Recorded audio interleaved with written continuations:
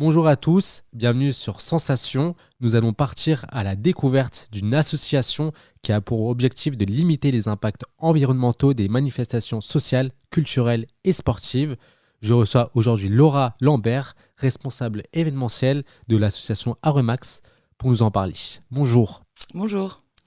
Pouvez-vous me présenter l'histoire de votre association ainsi que les missions qui en découlent? Oui, bien sûr. Alors, Aremax, c'est l'association pour le respect de l'environnement dans les manifestations culturelles et sportives, qui fête ses 20 ans cette année, et a été créée par deux amis en 2004, qui se sont rendus compte que sur les festivals, les événements sportifs, il y avait un gros enjeu au niveau des déchets qui étaient produits et qui ont donc créé l'association à partir de petits moyens à la base et qui s'est aujourd'hui développée et regroupe 50 antennes à Lyon, Marseille, Bordeaux, Nantes et Paris. Du coup, vous m'avez dit que cette année, vous fêtez les 20 ans de l'association. Est-ce que vous avez fait quelque chose de spécial pour cet événement? Il va y avoir l'Assemblée générale de l'ASSO qui aura lieu à Lyon, l'antenne créatrice, la première antenne créée et qui aura lieu en avril. Est-ce que c'est aussi pour sensibiliser les personnes à promouvoir l'éco-responsabilité des événements? Bon, on va faire un bilan de toute notre activité au cours de l'année dans les différentes antennes et aussi mobiliser tous les bénévoles qui nous ont aidés au long de l'année et les faire participer. Justement, vous avez 800 bénévoles dans tout votre réseau avec 30 salariés qui sont engagés sur 5 antennes régionales. Vous accompagnez donc plus de 200 événements chaque année. Comment votre association s'organise-t-elle? Alors, on agit principalement en fonction des antennes, de façon régionale, où on est contacté, où on contacte des événements pour intervenir. Vous contactez directement les événements par les réseaux sociaux? Comment ça se passe? Oui, il y a un travail un peu de prospection, mais on est aussi beaucoup sollicité. Ouais. Directement, en fait, c'est les autres événements qui sont organisés qui viennent directement vers vous, si j'ai bien Ouais, compris. tout à fait. L'association a donc pour but d'accompagner les événements à la réduction, la gestion et la valorisation de leurs déchets afin de limiter les impacts environnementaux. Concrètement, comment cela se manifeste-t-il? Alors, il va y avoir tout un travail euh, en amont avec les événements, où on va faire un peu un état des lieux de ce qui est déjà mis en place. Et puis après, construire ensemble un, un programme pour pouvoir avancer et mettre en place le plus de mesures possibles et réduire l'impact. Est-ce que justement vous avez déjà rencontré des difficultés par des programmes que vous avez essayé de mettre en place, mais en fait ça ne fonctionnait pas? Non, pas spécialement. On arrive à s'adapter aux spécificités de chaque événement et avancer ensemble. Et c'est quoi le type d'événement dans lequel vous intervenez le plus courant? Alors, on intervient principalement sur des festivals, mais aussi des événements sportifs et des salons, des fêtes gastronomiques. Par exemple, la Gay Pride, est-ce que vous intervenez? Alors non, pas encore. Ce serait chouette, mais on n'a pas encore les moyens de travailler sur un tel dispositif. Mais ce serait quelque chose à réfléchir pour C'est l'avenir. c'est plus des petits événements pour l'instant, si je Après, vois. des gros événements aussi. Par exemple, on intervient en Ile-de-France sur Wheel of Green. Donc il y a quand même une certaine ampleur. Mais oui, tout ce qui est parade, tout ça, c'est pas encore le cas. Parmi vos actions, on peut distinguer 3 étapes, donc l'amont, le pendant et l'après. Quelle est la spécificité de chacune de ces 3 étapes? Alors l'amont, ça va consister à tout un diagnostic, un accompagnement, donc tout un travail de mise en place, de création d'un dispositif adapté, et où on rentre en contact avec plusieurs acteurs, aussi bien côté organisateur que prestataire externe, et on va avoir un travail de conseil vis-à-vis des organisateurs. Et ensuite, de façon opérationnelle, la deuxième étape, ça va être vraiment la gestion des déchets avec la mise en place donc de différentes filières, de tout le matériel lié avec le travail qui est effectué en amont.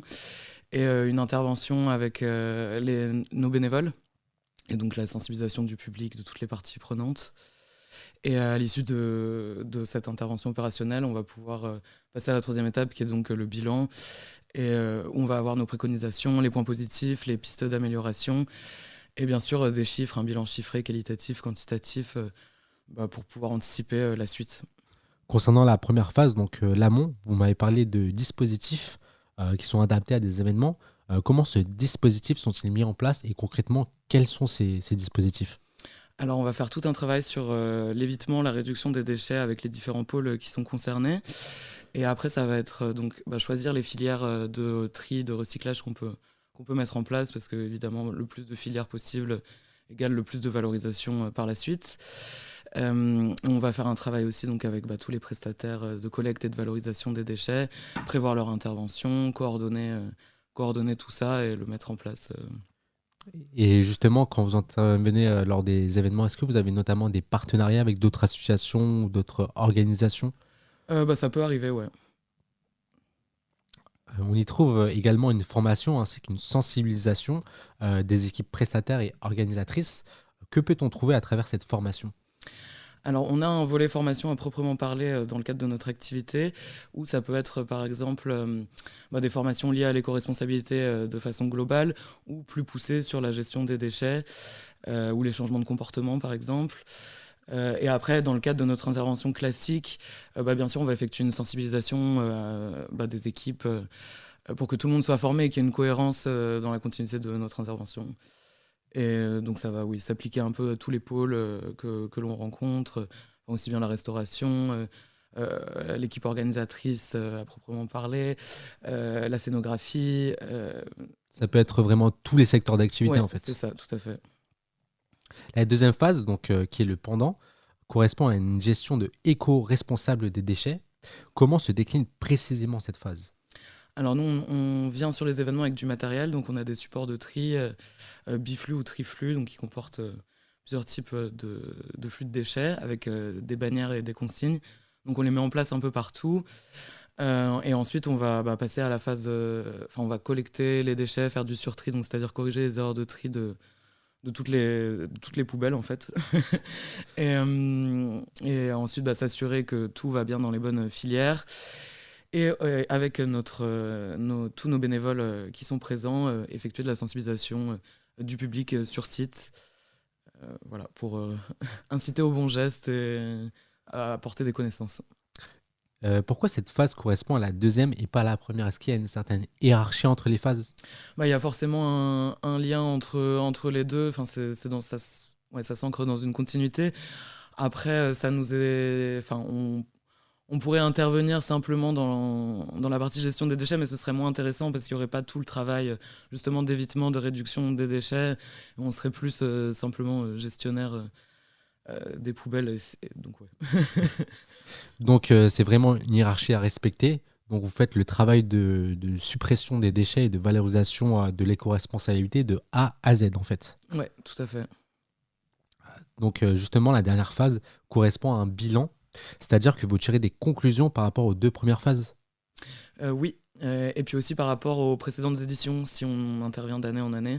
Donc ça nous permet aussi de voir l'évolution qu'il y a eu sur l'événement si on intervient à nouveau. Donc c'est assez chouette de pouvoir voir les progrès qui ont été faits, les nouvelles actions mises en place, l'impact positif que ça a pu avoir. Et oui, de pouvoir avoir le suivi avec des chiffres, c'est très intéressant. Justement, ça veut dire qu'en fait, si par exemple vous accompagnez déjà un événement là cette année, vous pouvez encore l'accompagner l'année prochaine? Ouais, tout à fait. Et du coup, mettre en place de nouvelles mesures, pousser à être toujours le plus éco-responsable possible. Ouais, c'est important.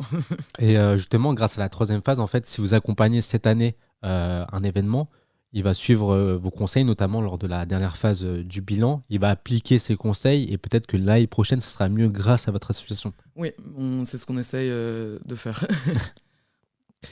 Vous pratiquez donc l'éco-responsabilité événementielle. Vous proposez un autre aspect aussi des jeux de sensibilisation didactique, comme par exemple le fabuleux destin des déchets ou encore le vélo broyeur. Comment se pratiquent ces jeux? Alors, le fabuleux destin des déchets, c'est une animation assez ludique qui s'annonce à un public assez jeune, qui touche plus les enfants, mais qui permet aussi aux adultes d'avoir des connaissances, où on va retracer le parcours d'un déchet entre le moment où il est produit, comment il va être traité et valorisé par la suite s'il est valorisable. Merci Laura Lambert d'avoir été avec nous sur Sensation. Je rappelle que vous êtes la responsable événementielle au sein de l'association Aremax. Pour plus d'informations sur l'association, rendez-vous sur votre site internet aremax.com. Merci à l'ICPA de nous avoir prêté leurs locaux pour le déroulement de l'émission. Et pour revoir ou réécouter cette émission, rendez-vous sur notre site et notre application Radio Sensation.